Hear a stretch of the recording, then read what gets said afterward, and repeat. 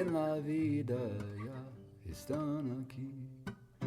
I am free, free as a bird. The spirit of the Camino. Live in the moment. Welcome each day, its pleasures and its challenges. Make others feel welcome. Share. Feel the spirit of those who have gone before you. Imagine those who will follow you. Appreciate those who will walk with you today. Welcome to the Camino Cafe podcast. I am Lee Brennan, your host. I am from the United States, but I am currently living in Santiago de Compostela in Spain. And I am enjoying being here in this magical city. Every day I am seeing more and more pilgrims coming into the city. And I just can't tell you how exciting it is to see them and to see how happy they are upon arriving here in this beautiful city. Today, I am welcoming the board members of the American Pilgrims on the Camino.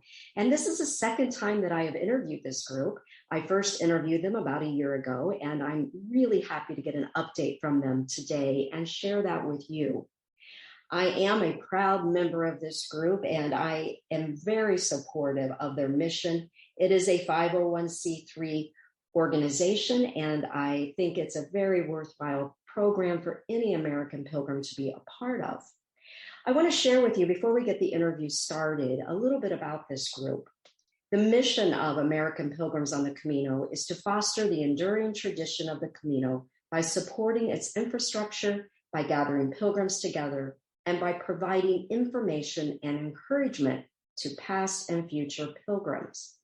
Their value statement reads, "Our values are built upon the foundation of our collective experiences as pilgrims on the Camino de Santiago. In every decision we make and in every action we take, American Pilgrims will strive to be in accordance with the values of community, service, gratitude, and simplicity." Our work as American Pilgrims on the Camino is an all-volunteer, nonprofit organization whose objective is to facilitate communication within the community of North American pilgrims, particularly those in the United States. American Pilgrims continually seeks meaningful ways to support the Camino de Santiago de Compostela. We have three principal goals: to support the Camino, to gather pilgrims together, and to provide information. I think you'll find that the board members really live the values and the mission statement and the work that they mention here. And it was a joy to get an update from them. And I hope that you enjoy this conversation that I had with them. In the meantime, I hope that you are planning a Camino. I am planning to myself. I am getting ready to walk here in a couple of weeks with some friends. And then finally, I will be walking with my dad. For those of you who have been following this podcast, it is something he and I have been trying to do since before COVID, and we finally are going to get to start just around the end of June. So I can't wait to do that, and I can't wait to share that with you.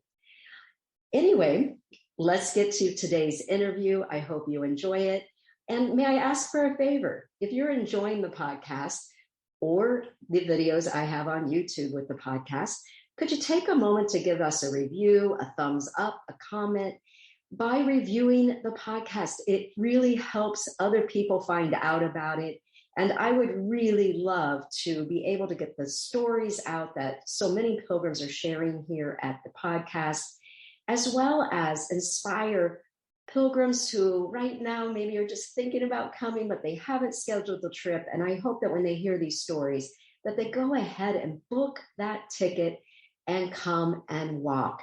So anyway, thank you for all of your support. It means the world. And this project is just so much fun for me. But most importantly, I think it's helping us spread the word about why we pilgrims love to walk the Camino de Santiago. Let's get to today's interview.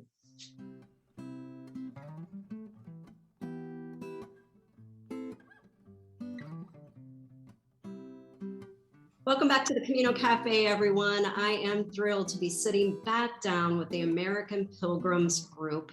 And I've got the board members here with me, committee chair members here with me. And it was exactly a year ago when we sat down last time to talk. And wow, the world has changed since then. You got to have the annual gathering in person. What a great thing to have happen. And I want to talk about that tonight with you, as well as some other things. So thank you so much for coming to the Camino Cafe. Thank So you.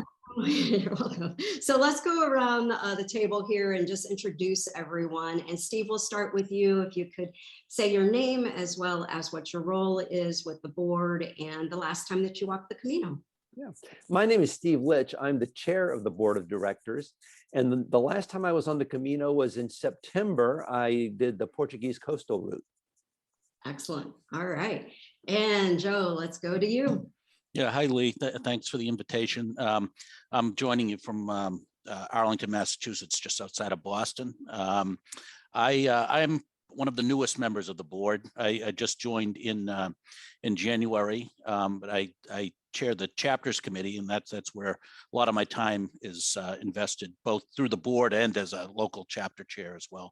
But I'm also involved with the communications and some backstopping on technology. I walked in 2019 the Camino Frances and out to Finisterre and Muxia with my daughter, and hope to get back soon. Yeah, definitely. And Tom, we'll go to you next. Okay, so Tom Labazinski, I'm from South Bend, Indiana. And right here in South Bend, we hosted sort of a national event.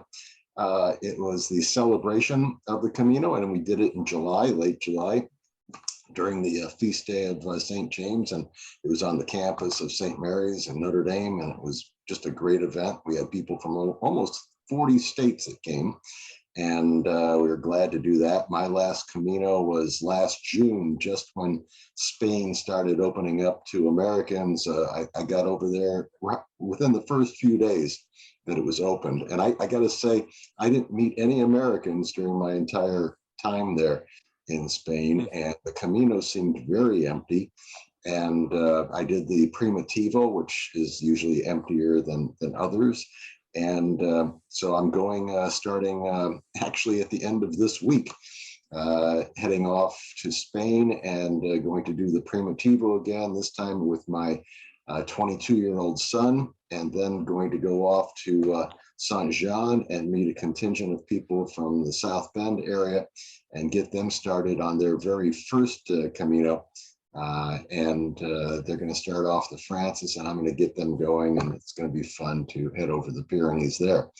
So looking forward to that. I'm the committee chair for membership, and so can report on that. And we have lots of fun with members, get special treatment at the American Pilgrims, but everybody can get a credential no matter what, and also all of our information. And we'll move on. All right. Sounds good. I can't wait to see you here, Tom. We'll meet. We'll get together. And Ruben, tell us about what you do. My name is Ruben Mendoza. I live in Katy, Texas. I chair the Grants Committee, the External Relations Committee, and the Governance Committee. So I'm happy to be here with you today. And when's the last time that you walked, Ruben? Oh, 2018, Camino Frances, all the way through. All right. All right. So we've got some great experience in this group. So welcome all of you. I can't wait to see you back here in Santiago. I hope it's soon. And is anyone else planning one coming up? Well, my wife and I are going to be hosts in Ribadiso in August. So, you know, I love the image of, it's sort of like the Hospitaleros that Tom's going to talk about. Rather than being part of the stream passing through, will be rocks in the stream and welcome people in the Ribadiso albergue that the Junto runs there. Mm-hmm. Excellent. That's a great way to describe it. Mm-hmm. Well, let's start with the gathering. I have been hearing great things about the gathering from several of my friends that attended. So I just want to get an idea on, I guess we'll start with you, Steve, on how you feel about the general feeling amongst Americans right now. You know, what was your feel? Do people feel comfortable traveling right now? Do you feel like people are ready to come back to the Camino? Well, people are certainly very excited, and I think if we've seen numbers of people of credentials being, Compostelas being issued are back up pretty close to what they were pre-pandemic, and the credentials that we offer are starting to get pretty close to where they were pre-pandemic as well. As of the end of March, we were pushing 1,000 for this year. That's one of the ways that people really get connected with our organization. We offer free credentials. We're the only organization in the United States that the cathedral is authorized. And you go to our website and you get one that's personalized. It has your name and your address printed on it. So yes, I think people are enthusiastic. We certainly felt that at the gathering. It just took place a few weeks ago in Black Mountain, North Carolina. We had a capacity of 300, and within a couple of days it was filled up. So people are really excited to get together. Yeah, I will say, I was just going to begin and say, thank you for the credential that I got last fall. It came really fast. So that was really nice to get that. It did look like you had a huge number at the convention, right? How many? Yeah, we had 300. I call it a Woodstock for pilgrims. And it's Thursday evening through Sunday noon. And it's got all kinds of fun. We do music. We start off with a Spanish guitarist. One night we had a one-act, one-woman play called Crying on the Camino. The author and the actor has done it in New York on Broadway, and that was really fun. One night we had a local bluegrass band that led us in square dancing. We always have wonderful presentations, everything from descriptions of different Caminos or other pilgrimage routes, some moving sort of inspirational talks, some interesting history talks.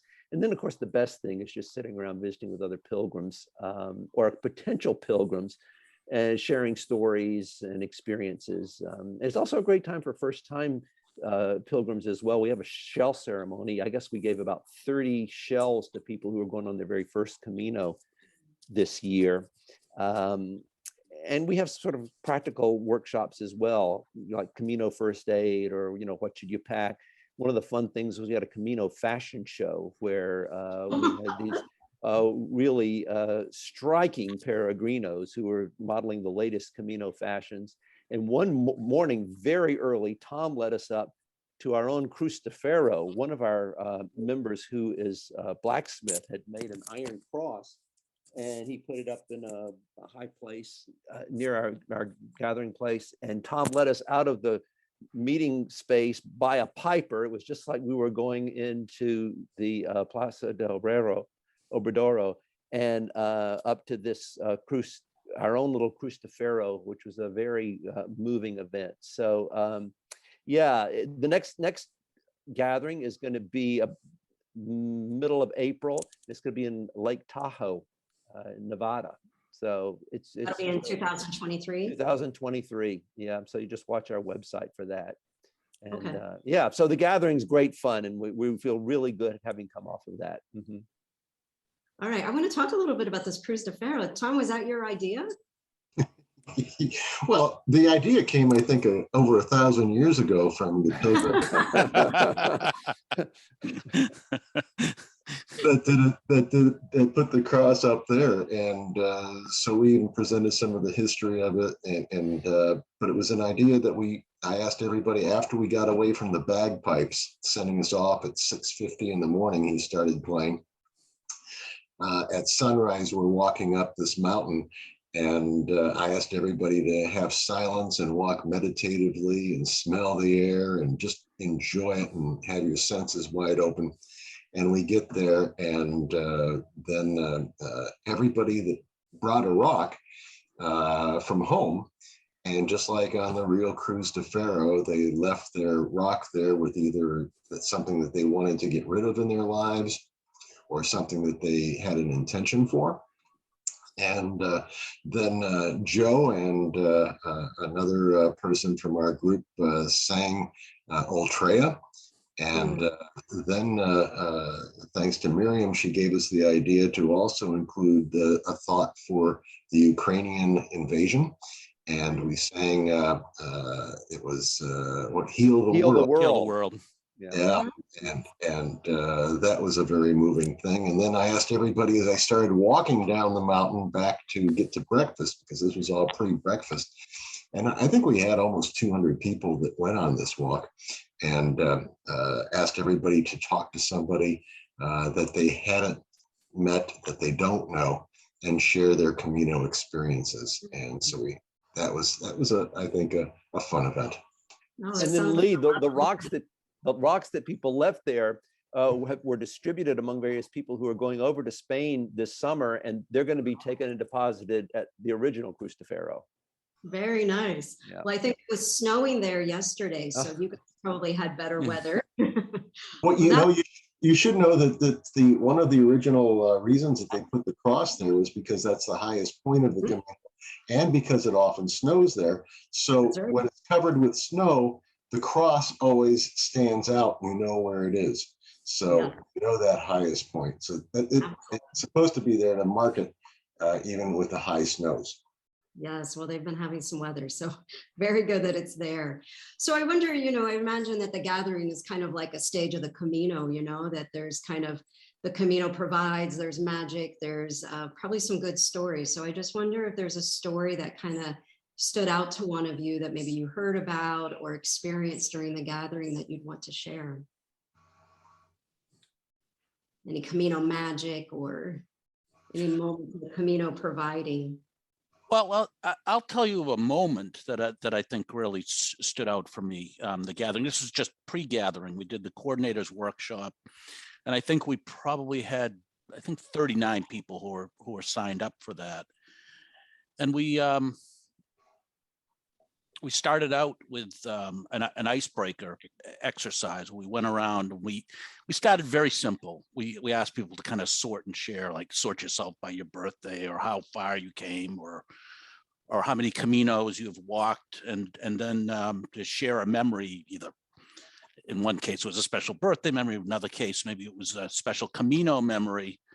And we went around the room and had people volunteer to just kind of share a little bit about themselves. And it was quite moving, I thought. It brought me back to Orison and some of the other albergues where you have the communal meals and everybody is invited to go around the table and to just share just a little bit about, maybe why they're walking or whatnot. And sometimes it's a very simple or you might even say kind of a mundane reason. I just want to take this walk and challenge myself.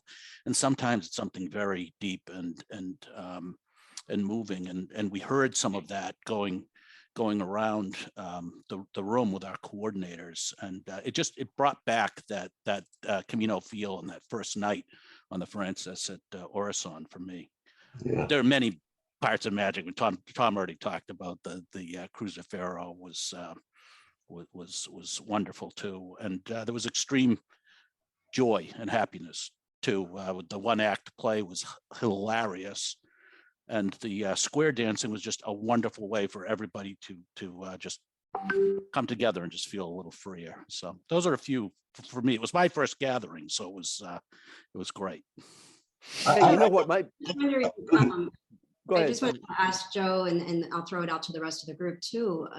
What did it feel like after all this time of being, in our lockdown, not being able to get together? What did it feel like for you personally, Joe, to be able to attend this gathering in person and to finally be around pilgrims in real life again? Oh, it was extraordinary. I will say, in fairness, I went to the South Bend celebration last year, which was a little bit smaller, but it was extraordinary to come together. And after being in the lockdown, a lot of us have been relying on Zoom, and that cuts both ways, right? I think a lot of us have a little bit of Zoom fatigue, but also, we've had the opportunity with some of our committees to work with other pilgrims across the country. So I think all of us will be on several meetings a week, either planning the coordinators workshop or working on communications projects or whatnot on Zoom. And to get there and suddenly people are out of their little boxes, right? And someone runs over and gives you a big hug and you've never met them in person. It's wonderful. Yeah. It's wonderful. And that's that Camino feeling just comes right back. So I totally agree with you. It's been so exciting to me to finally meet people in person that I've only been meeting through calls like this on Zoom for the past couple of years. And it's really nice to finally see someone in person. Tom or Steve, I think one of you were getting ready to say something about how it felt to be at this meeting. Or maybe you were going to say something else before that. Okay, I'll jump in because I got to say that it was really a powerful, inspirational moment, the Hospitalero training. Mm. There were only 18 of us that were being trained, and this is the first session they've had of this in over 2 years. And it's for 2.5 days. And Dan Decay does a phenomenal job of training everybody. He was trained by people from Spain, and it's the only way you can get trained to be an official Hospitalero in the United States is through the American Pilgrims and these trainings. And it's just purposely a small group. And I gotta tell you, there were tears many times of the stories that were shared because we talked about hospitality and about the most powerful moments on the Camino. There was laughter. There were a couple of folks that when we were talking about Cruz de Ferro that took ashes of either a son or of a sister, and the heartbreak of that, and just the openness and the sharing and the emotions of the Hospitalero training was really powerful. I urge anybody that has thought about doing the training to sign up. We're going to have another session coming up in June, I believe, in Colorado, and more sessions to follow up, trying to do every quarter.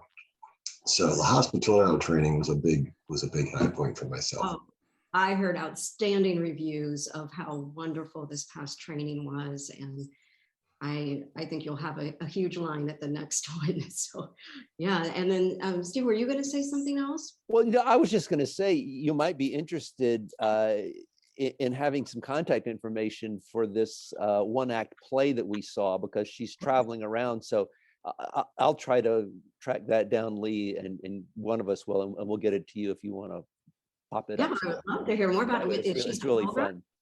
Yeah, she's a pilgrim, and she wrote this one-act play about her experience, which, like Joe said, it's hilarious. It's moving. I don't think I've ever laughed as hard. It's the sort of thing, if you've never done the Camino, you might not get it, but if you've done it, it just hits all the right spots. So we'll try to get that to you, and maybe you can put it on the bottom of the screen or something like that.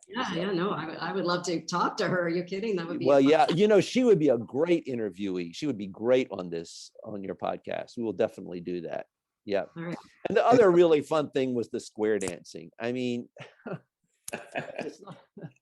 we had this local bluegrass band, and you got to see a lot of the people that we did know, and we just never seen them in this context, just really letting their hair down and having a great time. So yeah, that was fun. So it was laughter and crying, all just the gamut of experiences we had. Well, I tell you, Santiago is extremely busy. It does seem like there are many, many more pilgrims coming every single day. So it sounds like what you saw at this meeting, as far as people feeling confident about coming, is definitely true, because we keep our fingers crossed that it stays that way. Exactly. So let's talk about, as far as for the board, for the organization, let's talk a little bit about what kind of changes you see coming in the next year, as far as what does the board need to do, or the leadership need to do to kind of move the Camino forward, as it continues to get busier and busier and more people have interest in going. Do you see your roles changing, or things that you would like to see the board or the organization be able to provide to keep up with that? I'll start with that. One of our values is simplicity, and I think one of the great things we're really addressing is how do we stay simple with the growing popularity of the Camino. Yes. I mean, our organization started out, this was our 25th annual gathering. And back when we started having annual gatherings, it was a fairly small group of people who, had heard of this thing that most people had never heard of before. And we were an organization, we provided the information and the credentials and all these other things. But the whole universe of pilgrimage and the Camino has just expanded so much. Yes. And so one of the things I think we're really having to define as we go along is, so what's our role? What's our niche in this very complex universe of Camino, offerings? And I think the one thing we keep coming back to is simplicity, service, community, and the enduring value, the enduring tradition of the Camino. So we're really trying to stay mission focused, while at the same time looking for ways to expand how we carry out that mission, because people are so enthusiastic about supporting who we are and what we do, and the resources that we have, is particularly in terms of human resources and skills that people have, and people just want to give back to the Camino. So one of our challenges is, how do we provide ways that people can do that, can sort of channel this outpouring that they feel about wanting to give back? So, from the 30,000 foot view, I think that's the big challenge that the board of American Pilgrims is addressing right now. It's a good place to be. Yeah. But how do yeah, go ahead. How do you keep it simple when, every day there are more and more people finding out about the Camino? There's a lot of strong interest out there, a lot of questions. I mean, I could imagine just administering the Facebook community could be a full-time job for someone. I mean, there is just so much interest. So could you give us an example, Steve, of when you say that you want to keep things simple, the simplicity? What would be an example of maybe where you've kind of had to say, no, we need to stay simple on this. We need to make sure that we're keeping within our mission? Well, we often get offers from other organizations to partner with them in a way that might be sort of tangential to what we want to do, like maybe offering tourist groups or something, or promoting certain activities or certain materials. And we will publicize things, we'll provide information. It's often tempting to want to get into, like, for instance, perennially the question will come up, well, maybe we should do something like have our own dedicated albergue, sort of like the Confraternity of St. James does. Yeah. But say, well, given our distance and where we are and our tax status and everything, that's just something we get too complicated to dive into that. And I'll bet particularly Tom and Ruben, who've been on the board for a few years, might be able to think of other examples. But you just want to avoid mission creep. And that's something that it's really easy to fall into if you're not careful. Mm-hmm. Yeah, that's so really we really are trying to stick to the three main components of our mission, which are providing infrastructure for the Camino, and by that we restrict it to donativo albergues, and associations, because there's plenty of wonderful private albergues that would love to have our support.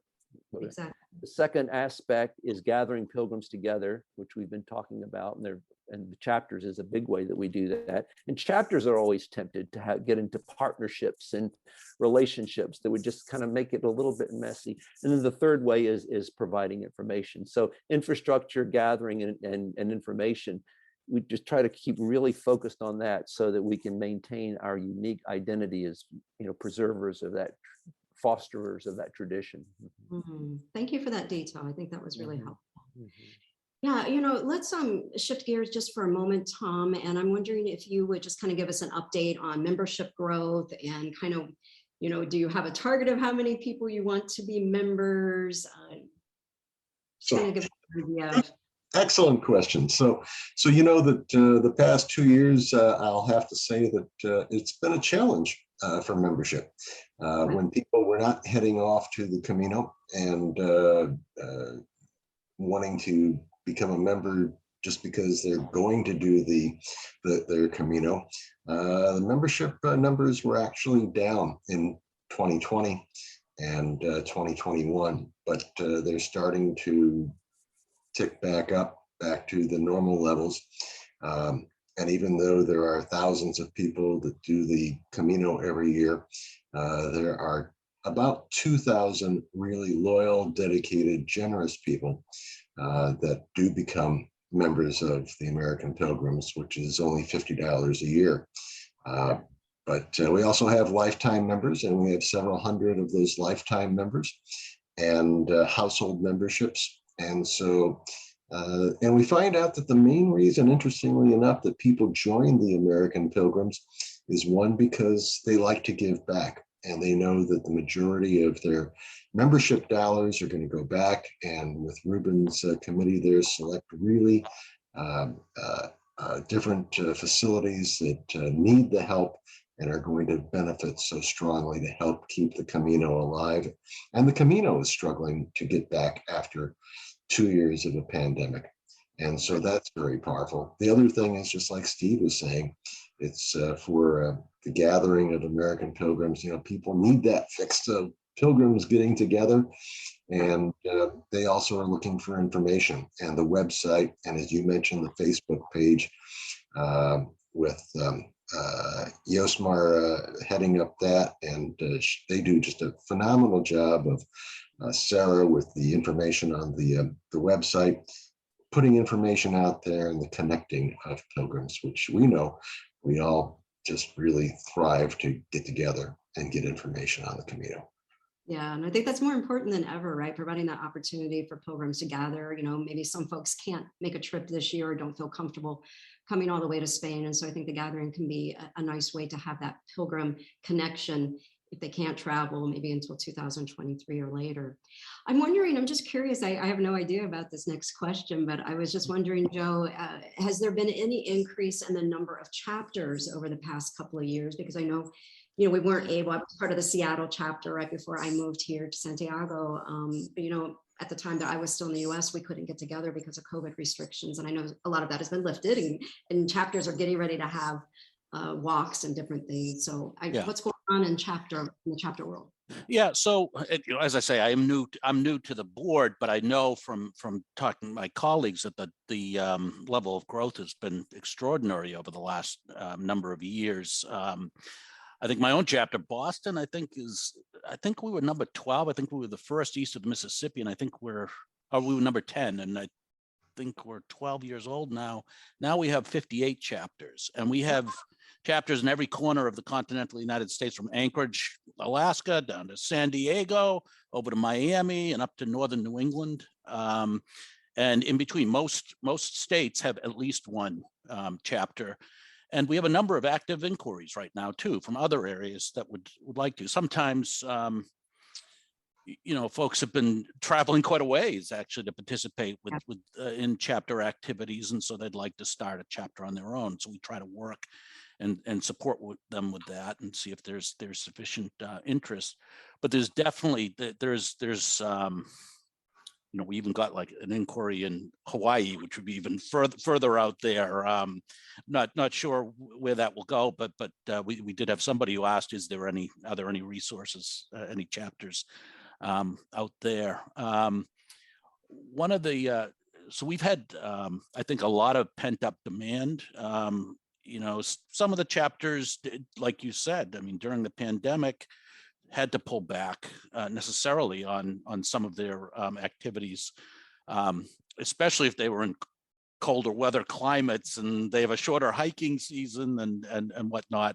A lot went to virtual events. One interesting thing that's developed from that is that we see chapters organizing informational events and ways to bring pilgrims together, and other members from around the country will participate in those, and they get to know one another through that.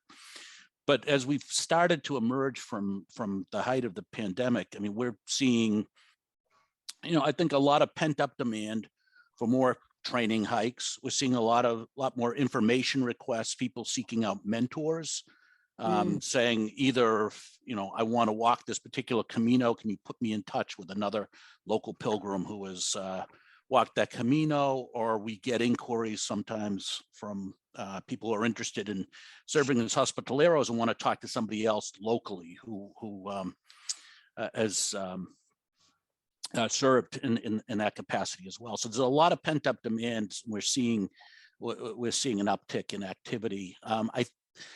Each chapter, of those 58, they maintain their own mailing lists, and I think we're up around 19,000 or so who are subscribed to chapter mailing lists all put together. Now there might be some double counting there, but because some people like to poke around and subscribe to different chapters. And I think we've, with our last survey, again, this is self-reported, but I think that we're up around,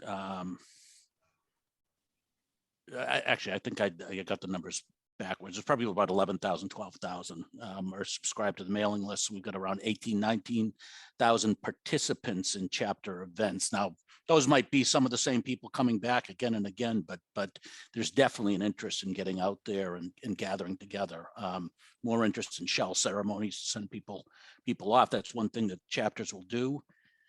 But part of our mission is not only to prepare pilgrims, part of our mission is also to support pilgrims after they come back. So there's a lot more interest in activities like that to give returning pilgrims an option to share, an opportunity to share as well. So it's been an exciting time with chapters. Well, I'm definitely one of those people that benefited from all those Zoom meetings that all the different groups were having. Yeah. That was fantastic being able to participate. I think I participated in things with the Austin group, with the Boston group. It was really nice being able to have that. So, but I'm so happy that you're you're able now to have actual live events and people getting together to hike. So I wonder if somebody wanted to start an organization, Joe, if they say they live in an area where there is not currently a chapter serving them, what would be their first step in trying to start an organization close to where they live? Well, the first step is to contact the chapters committee, and that's chapters@AmericanPilgrims.org. Okay. And when they contact us, we will then put a member of the committee in touch with them. We have 4 board members who are on the committee, but we also have a number of other very experienced folks who have worked in various aspects of the chapters. And we assign one of them to reach out and talk to the committee. But usually the process is we try to ascertain if there's a sufficient core of interest in the area. Yeah. The typical process is that we ask the prospective coordinator to organize at least 2 meetings where people will come together to demonstrate the interest and the need and talk to one another. Because one of the worst things in the world that can happen is to set an expectation and stand up a chapter, but there's nobody there to really help to coordinate it. So we do want to make sure that there's kind of a bench of people who are willing to take on responsibilities.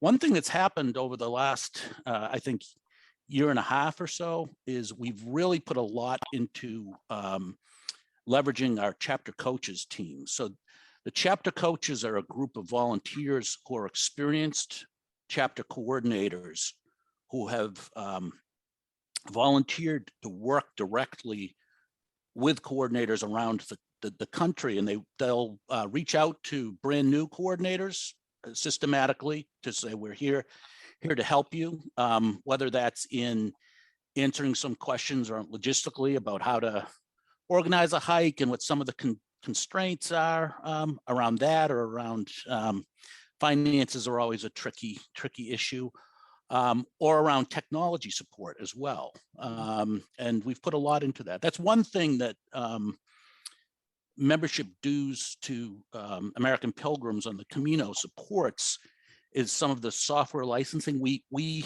provide chapters with some of the tools to communicate out to their groups. So a Google workspace so that they can take in email inquiries or communicate out or store their chapter documents, MailChimp so that they can have a mailing list for their chapter newsletters. So the chapter coaches are great about working with coordinators on that type of technology support. And at our gathering a couple weeks ago, it was actually some members of our Charlotte, North Carolina chapter took the lead on this, of organizing what they called a tech hub, where we were able to sit down and provide one-on-one tutoring on some of the technology tools that American Pilgrims provides, and answer questions. And it was a great model.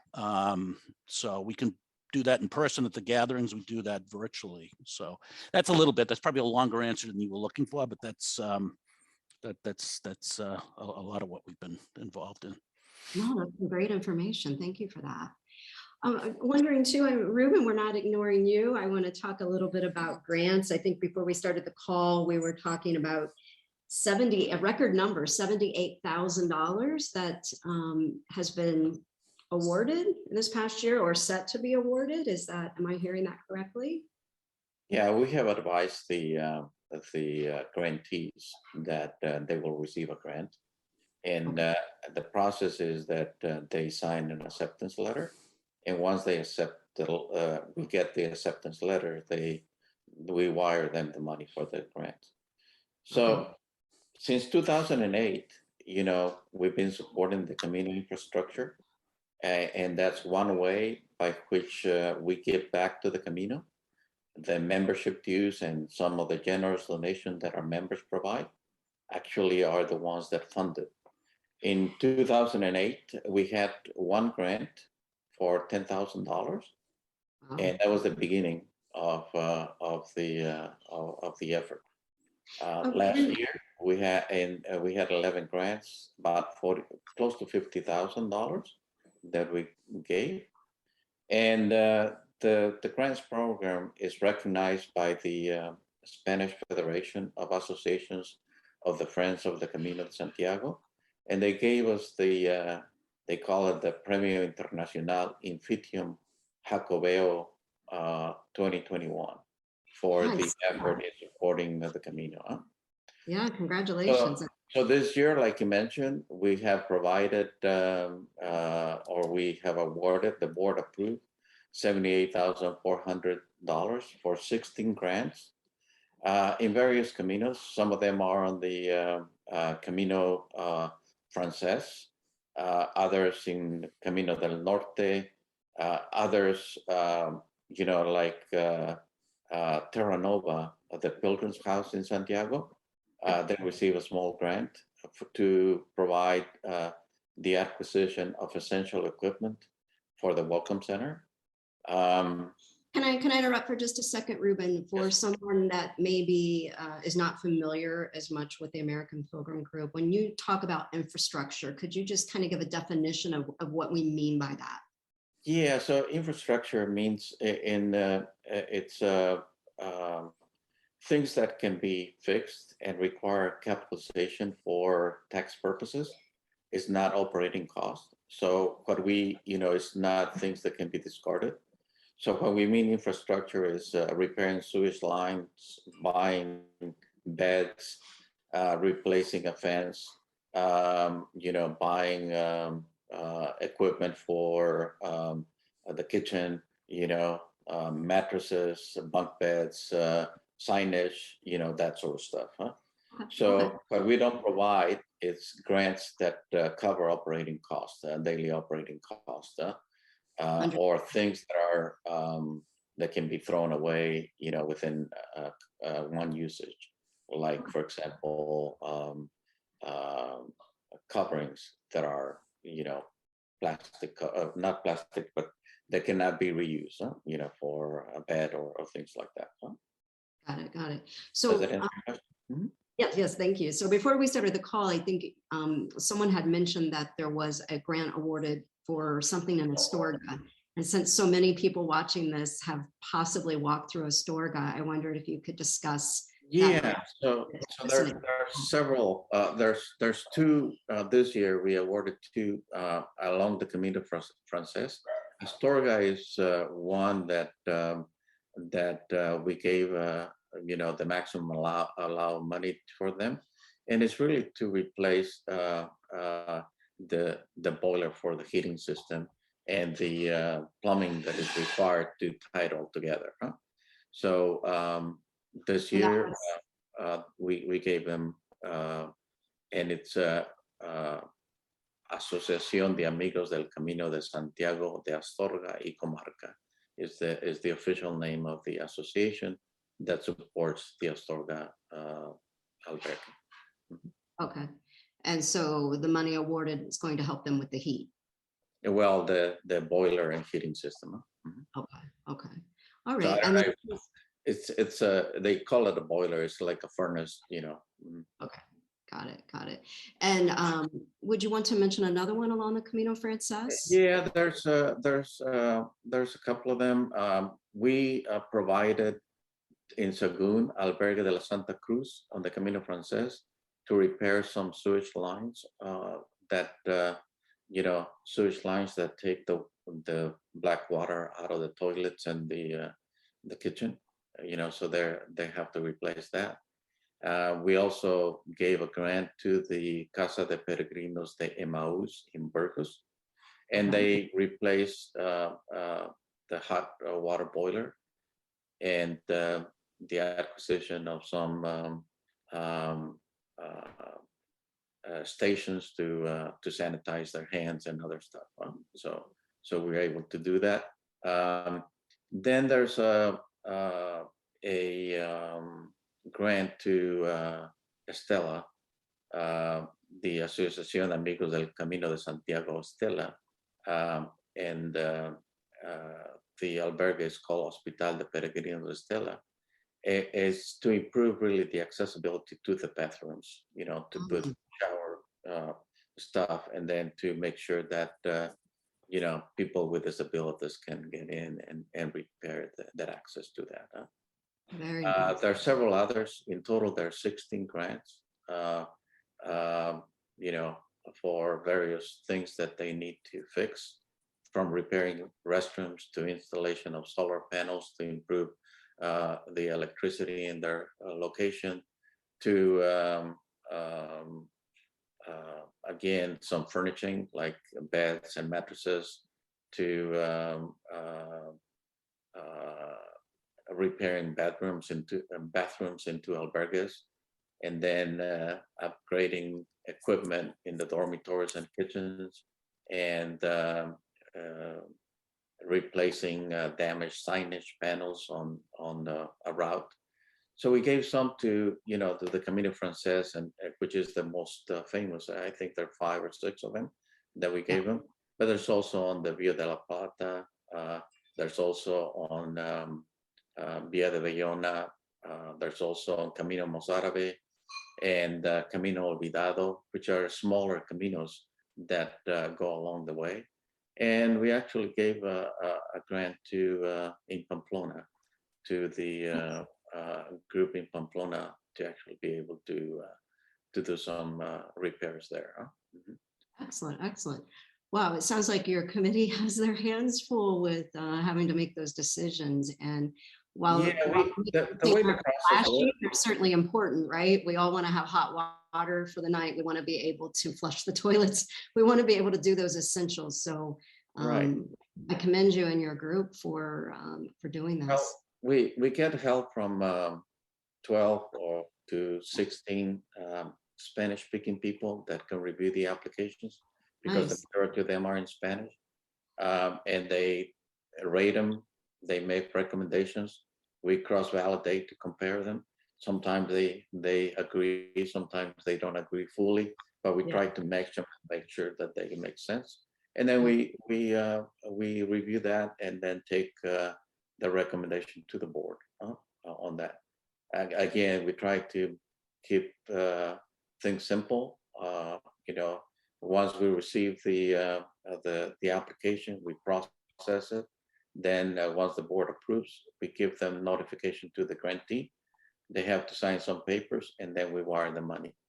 The whole process goes starting in December, the 1st of December, and it's finishing about probably the middle of May, when they actually get all the money. And then basically every grantee has 1 year to actually complete their project.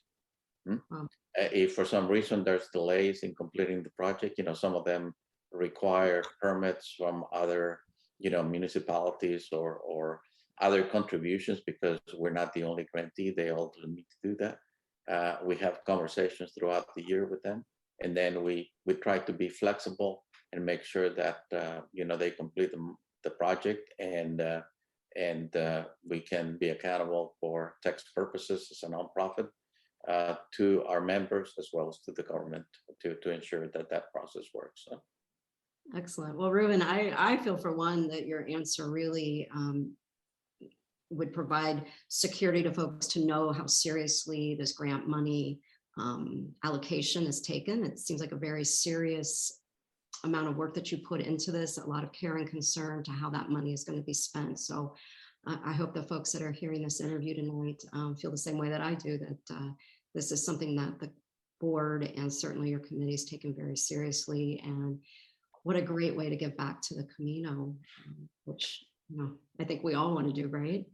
Yeah. So let's bounce over back to Steve. And I just wonder, Steve, as we head into this kind of next cycle of the years, you're preparing already for that next gathering. What do you hope to offer at the next gathering, and what kinds of things would you like to see the board achieve so that when you see everyone next time, you can have some bragging rights too? This is what we've been working on, guys. Well, we set some goals for ourselves for this year, and simple, achievable goals. One is to make better use of technology. We're all trying to stay on top of that and to try to use that to communicate with people better. Joe and the communications team are doing a great job with that. How to make the best use of our social media presence. We talked about the Facebook community that has almost 30,000 participants in it now. Yeah. And how to keep our webpage up and fresh. How can we communicate with you? So technology, making use of technology is one thing. Another is refining what does it mean to be a member, and that's what Tom is working on really hard. Our vision statement is to welcome all who seek the spirit of the community to join the global community of pilgrims. Who seek the spirit of the Camino to join the global community of pilgrims. And so it's a very broad and expansive vision that we have. Mm-hmm. And so how do we sort of discern between that? So what difference does it make to be a member? You get some definitions about, or some privileges, like maybe a discount on registration at the gathering, some access to national Zoom events, which are really good. Tom just sent out a survey to get people's opinion on that. I suspect that the bottom line is going to be people want to be a member just because they want to give back and belong, But anyway, that's a second goal that we're working on. And the third goal that we're working on is, I mentioned it earlier, how do we channel the great enthusiasm and skill of all these members to the benefit of the Camino? If just 2,000 people, and one of the things that just impresses me at the gathering is how dedicated and the skill. I never knew we had a blacksmith who was one of our members, who could make a Crustafero, and he found a way to give back by doing that. A lot of it is Camino stuff, it just happens. Right. So anyway, those are our three main goals: technology, clarifying the value of membership, and then channeling the skills of members to give back to the Camino. So when we gather together in Lake Tahoe, those are the things we want to report on in terms of making progress. Yeah, Steve, I think that's a really great example of, just through membership, that is a way of giving back. I haven't really heard anyone say that in the past. I think that sometimes maybe there could be a feeling, or maybe it's just something I have felt, that, if I can't attend the Hospitalero training, that there's really not a way for me to volunteer. There's really not a way for me to be involved. And also, I think folks in general just seem kind of confused about what is the benefit of, actually belonging to the organization, because the group is so fantastic about providing so much complimentary information out there that sometimes people maybe have a disconnect as to, well, do I need to belong? Where does that fit? So I think your explanation as a literally by belonging, that is a way of giving back, because then that money can go towards the grants, can go towards sponsoring, I'm assuming, the gathering, the tech support, all the other things that it takes to run this organization. Am I hearing that correctly? If your first question when you're considering becoming a member is, well, what's in it for me, then you probably don't want to be a member, you know. It's more, because another one of our values is service, right? Service, community, simplicity. Those are the things. That's what it is. Yeah, Tom, I hope I didn't undercut you on that. That you weren't planning on me, you know. But you don't get any tchotchkes, you know. You don't get a tote bag, you know. So, but you get a patch. You get a patch for your back. You get a patch. You do get a patch for your But I backpack. think it's getting that word out there that it is part of the service. Yeah, you're part of a community that serves. Yes, yes, yes. Mm-hmm. And that is a way that if you can't go and actually volunteer at one of the albergues, you can participate by just being a member, and that Exactly. is a way to pay it forward is what I'm hearing from you. Exactly, right. So membership really is more philanthropic than it is transactional of getting something back. Yeah, that's a good way of saying it. Yeah. And I should say that, you know, we were talking about this, we're brainstorming, and maybe you can even help us there in Santiago. We're brainstorming right now the possibility of, you know, how there's Habitat for Humanity in the United States, of actually doing something like Habitat for the Camino, and a group of American pilgrims come over to Spain and help work alongside with Spaniards in helping repair and actually physically making those repairs and construction or whatever needed to be done on the Camino. So I'll be interested in your input on that, and other people's input. If they would like to suggest, you can just send a email to membership@americanpilgrims.org, and your suggestions would be very much appreciated. Yeah, Oh yeah, that's a really cool idea. You know, a Tom's way got all- on experience to actually volunteer in a hands-on way, in a different way than volunteering as a hospitalero. So yeah, very interesting concept. What were you going to say, Joe? Well, Lee, I think that Tom was, you know, right on the money when he said it's more philanthropic than transactional. You know, Steve talked about our mission, that we inspire all who seek the spirit of the Camino to connect with the global community of pilgrims. And the board discussions I've been party to, we talk a lot about that. So there is a lot that we give to the entire community of pilgrims, regardless of whether they're members or not, whether it's credentials that we make available free of charge.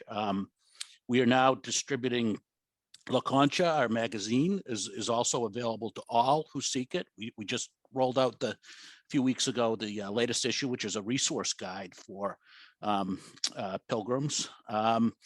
We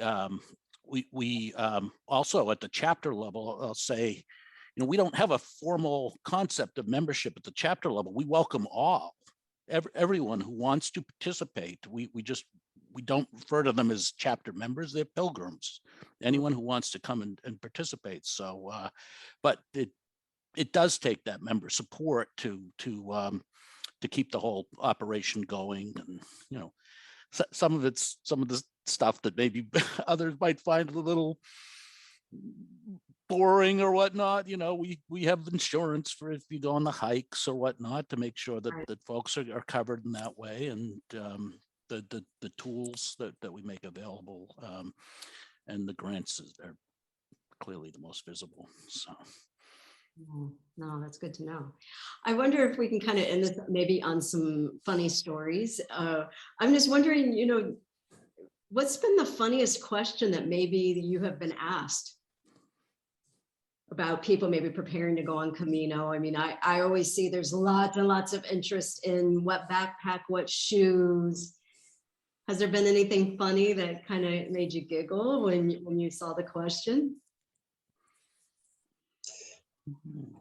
Joe, you tell a great story about the lady that did the one-act play about how she demonstrated how to get up on a bunk bed. She did You tell demonstrate that, you tell that story great. Maybe you could demonstrate for us right now, Joe. how to get up on a bunk bed. You don't want to see me trying to get up on a bunk bed. Let me tell you that. But she did that on stage. She did, and it was wonderful. I'm trying to think funny stories of that people have asked. Or anything funny that happened at the gathering?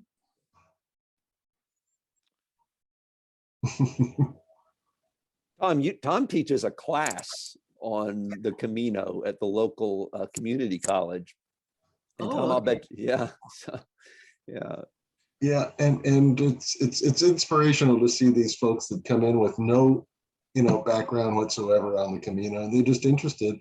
And so some of those people are going to be joining me in a few weeks there in Saint Jean and start their Camino.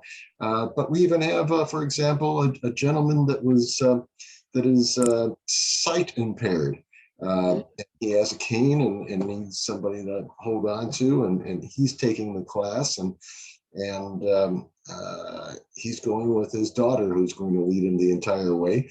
And then this was a beautiful moment. This is what the gathering is all about when we get together with American Pilgrims. At our last event in Black Mountain, I see two folks, a couple that are married, and Russell and his wife. They're sight impaired themselves, and they're walking around with canes, and people are helping them.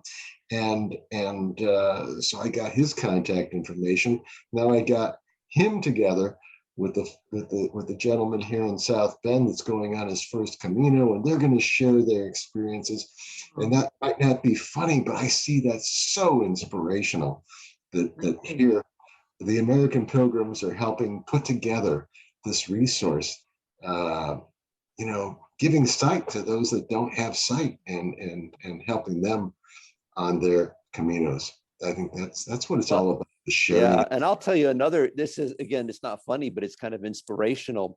One of our members is an endocrinologist, and she took her first Camino last year, and she started wondering, well, so what kind of resources are there for people with diabetes? So she started this big research project that's funded by, supported by her university. We participated in a survey she did at the gathering. She was just in Santiago and met with some resources there, just trying to make the Camino more accessible for diabetics. Oh, I would love to. This is. I'll send you her contact information. So these are ways about.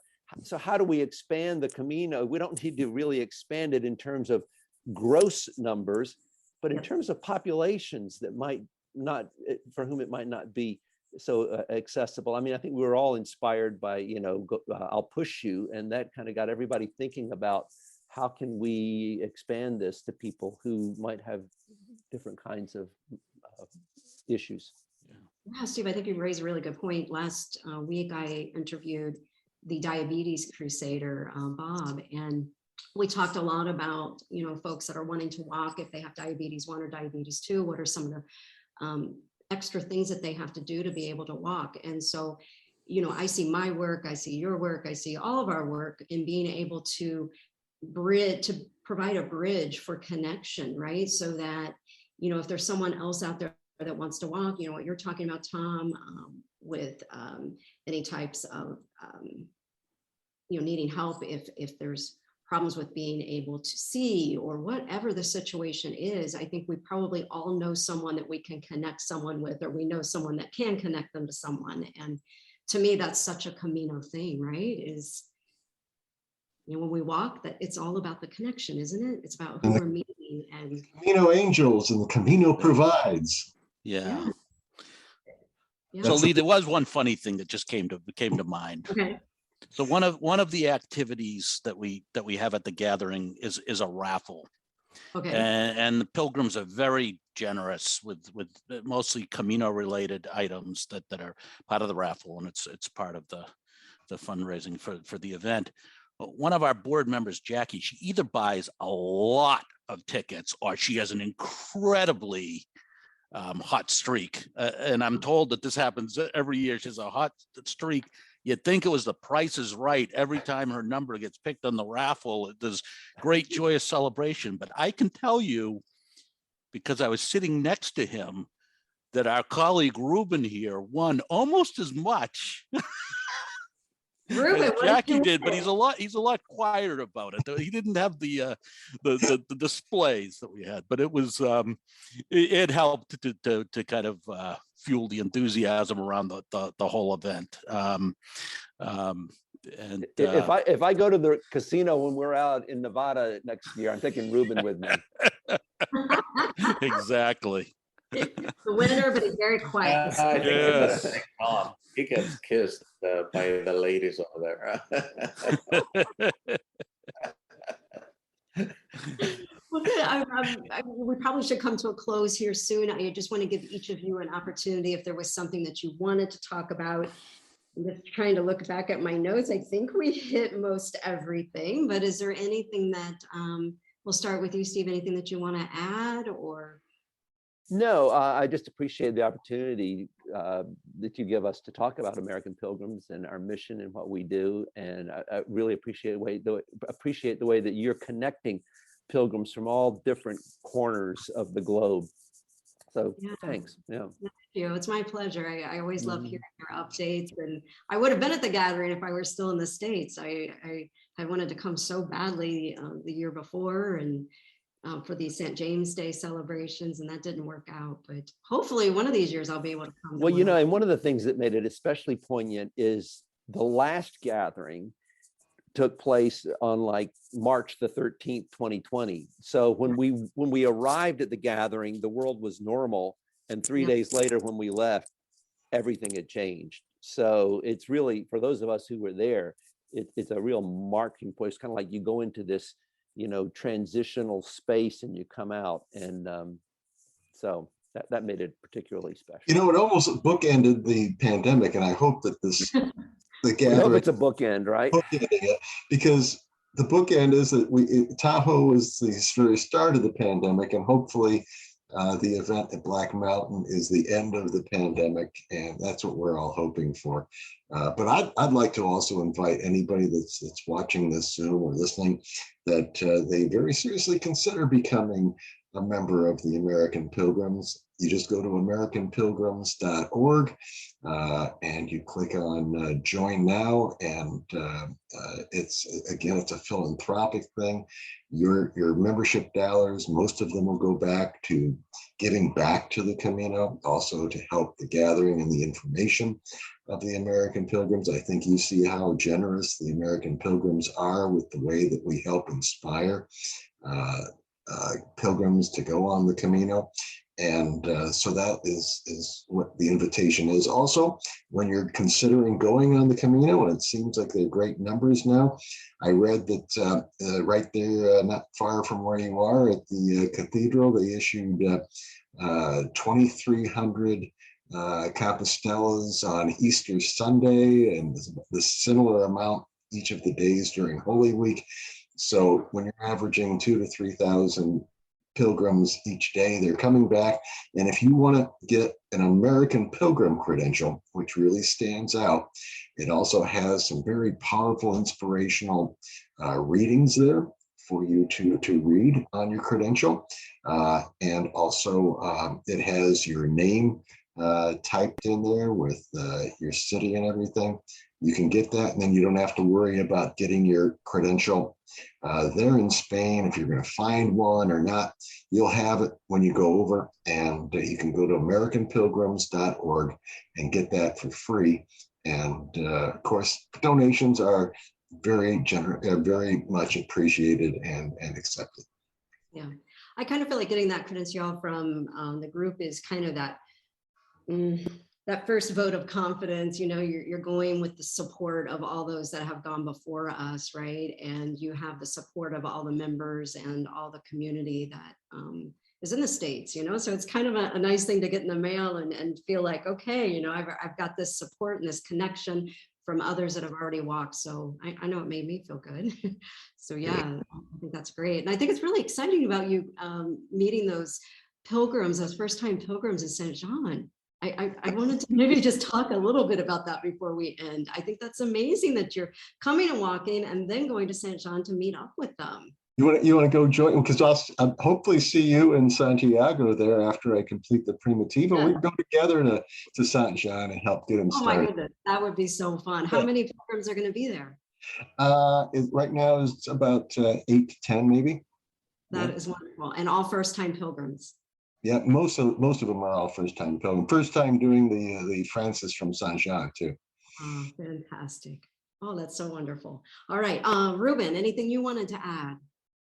No, I think it's just to add that over the years, over 10 years, American Pilgrims continues to donate. And so far, we're over $500,000 in grants and improvements, over 250 projects that have been implemented to the betterment of albergues along the caminos, the various caminos in Spain, in Portugal. So it's a great job. And American Pilgrims donations and subscriptions, make it happen. So we hope that American Pilgrims can continue to support us along the way. Yeah, fantastic. And congratulations again on the award. That is wonderful. Thank you. And Joe, anything else that you wanted to add? Yeah, I think the last thing that I would add, any successful, organization like ours runs on time, treasure, and talent. And so membership is one way to support us, but consider getting involved with the organization. I first got involved with American Pilgrims writing book reviews for La Concha. Was the first thing that so if you've read a book and it really moved you that's around the Camino, consider writing a book. Now, we do only accept submissions from members, but consider that, or consider contributing something to your to the Facebook group or whatnot. Or maybe you have a favorite hike, and I'm sure that your local chapter coordinator would more than welcome it if you reached out to them and offered to help organize the hike for your area pilgrims as well. And anything like that. We are completely volunteer run, and I can say I think a lot of us have been involved with various other volunteer organizations, but I've never been involved with an organization that gives you so many opportunities to leverage gifts or talents that you have, and some that you didn't know you had. Though we can give you opportunities to do that as well. So I make that plea as well. So we're all walking in the same direction. And exactly. And it sounds like this new idea about the Habitat for Humanity type of thing. I mean, there's going to be something for everyone, no matter what your skill set or what your interests are, right? It's just a matter of getting in touch and figuring out where you can help. So, wow, thank you so much. This was so much fun. And I'm going to close out the official interview unless there's anything else that any of you want to add. Unless if you want Joe to sing Ultrea, he's done that at several of our gatherings. Well, now, Joe, would you do that? I would have to get the words up. Hold on. All right. No, really, Tom. We won't put you on the spot like that unless you want to. You can, you know where you can see it. You can go to our YouTube channel. Tom organized a wonderful 2-part open house event last December, and we had some great speakers. And he strong-armed me into singing Ultrea for that. So that I would encourage you to go to our YouTube channel. You can search it out. It is named for American Pilgrims. American Pilgrims YouTube channel. Yep. American Pilgrims YouTube channel will get you there. Okay, that sounds good. All right, well, you guys stay on. I'm just going to close out the interview. Thank you, everyone, for watching or listening to this interview. I hope that you are as enthusiastic about the work that these guys are doing on behalf of the American Pilgrims. And, this is a volunteer organization ran by all volunteers. Everything that they're doing is purely on a volunteer basis. And for that, I commend all of you. What a fantastic way to be giving back to the Camino and for all that the Camino has given to each and every one of us. But more importantly, what it will continue to give to others as we move forward. So thank you for your time tonight. Please stay on so we can say goodbye.